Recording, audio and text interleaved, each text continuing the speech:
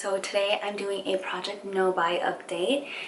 It's been 2 months since I started the project. Basically, I had 99 products at the start. The goal is to get down to like, I think 50 at the end of the year. And then I didn't say that I can't buy anything. I can replace things I finished up that are essentials, but I'm not supposed to be buying other things. I have sort of broken that rule, but I'm not going to share all of the things that I bought since the beginning of No Buy until the end, where I'm going to break down all the categories and then do a tally of how many products remain versus how many I started with and things like that. So I think for all of these updates, I'm just going to talk about some of the products I finished up at the beginning and then some of the issues that I've come across, and then I'll show you the products that remain. So I'm going to get into the products that I finished up. The first one is this Kiss My Face sunscreen. It's Face Factor SPF 30 broad spectrum with ultra moisturizing hydration. This is my holy grail sunscreen. I've bought this multiple times and I've done a video talking a little bit about it, so if you want to check that out, I will link it down below. But yes, love this product, continue to buy it, etc, etc, etc, etc. And this is another product I finished up. This is the Garnier Fructis Sleek and Shine Sleep Primer Style Prep. This I basically used as a heat protectant before I styled my hair. I didn't even do any research on it. I picked it up because it was on sale for less than $2 at Target. It's only 5.1 ounces. So I finished it up. It was fine. Okay, I finished up 2 Sephora sleeping mask pods. This is the ginseng one. I got this in, I think, a sample bag that they had during the holidays. Finish this up. You can see it was a yellow gel.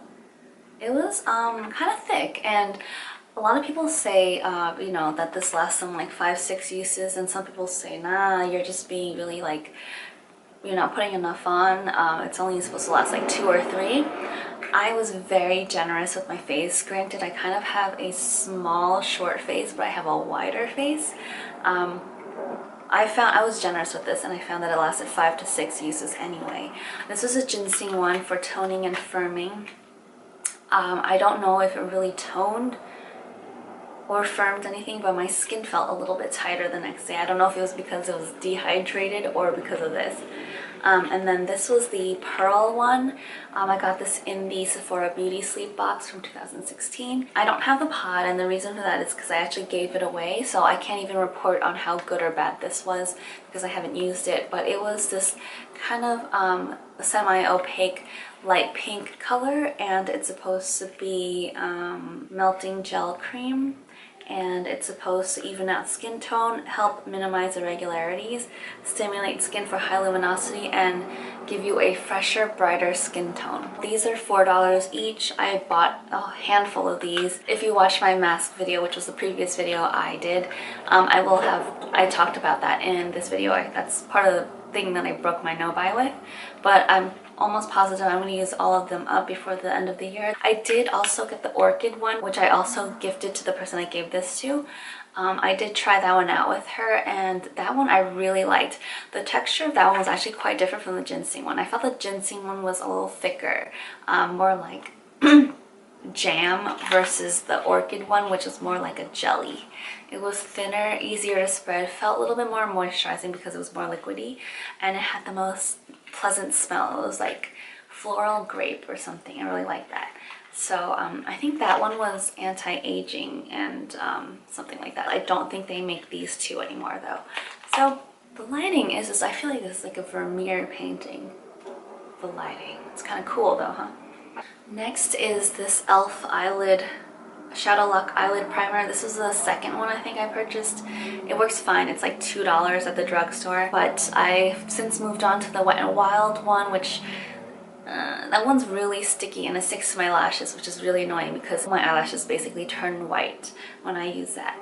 And then I also picked up the Urban Decay primer that everyone talks about, and that one actually works really, really well. I can see why it's so hyped up. But it isn't completely foolproof, which is what I'm going to talk about next. This product here. This is the Almay Intense Eye Color eyeliner in Purple Amethyst. This product has been on my project pan list for several years now. I think since the very beginning in 2013 when I started doing it. I don't have that much left compared to what I started with, but it's a very, very firm crayon type. It's not powdery or oily or anything like that.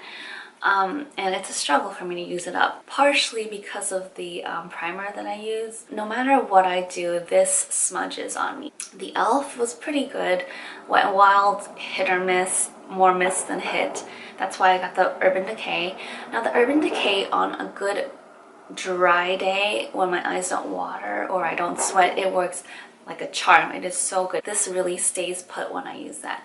But one day, because the weather has been so changeable lately, it's been like spring, almost summer some days, and then winter the next day. I have allergies, I caught a cold, I sweat.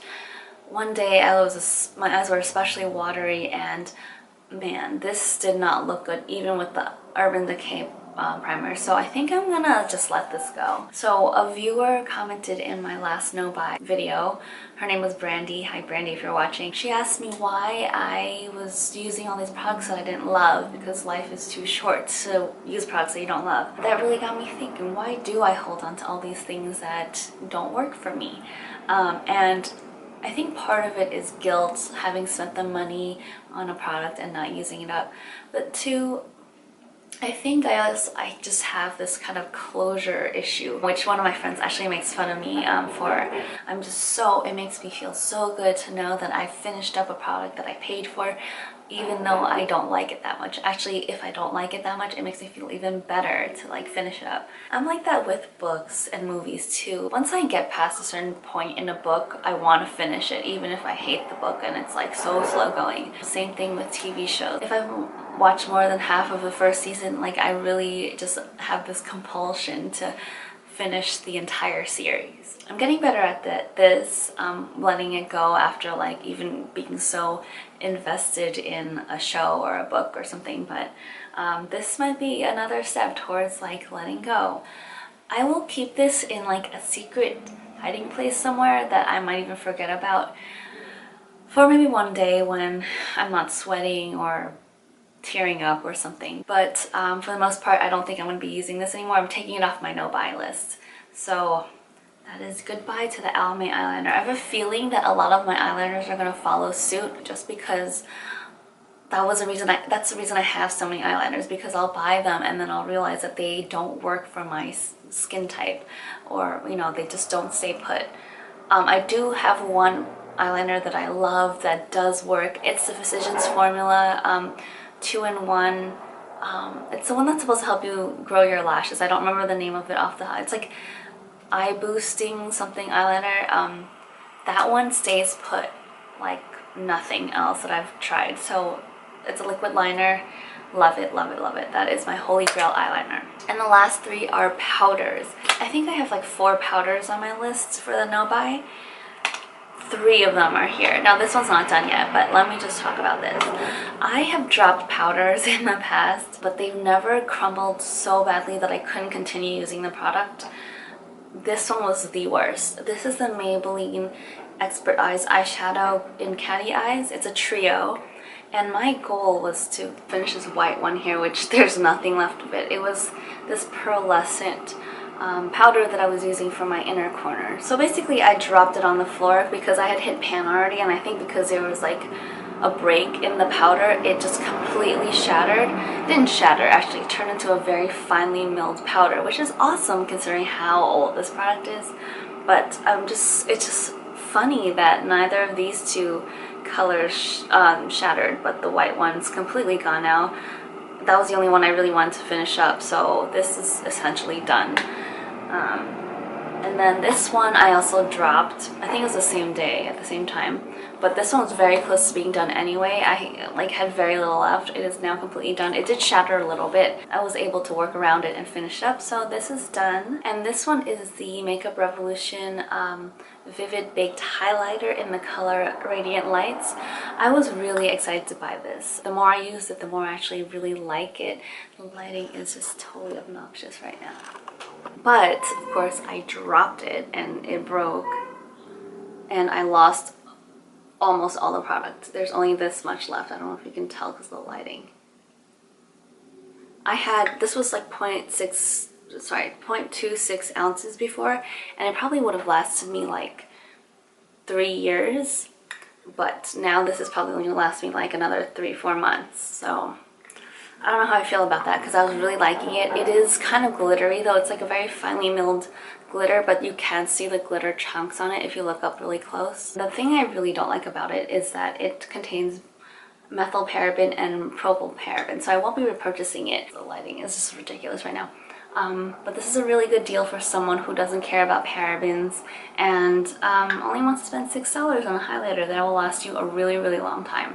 Even if you use it a lot more than I do, I think this will last you at least a year or two because it's just so much powder. Those were all of my products that I have finished up, had issues with.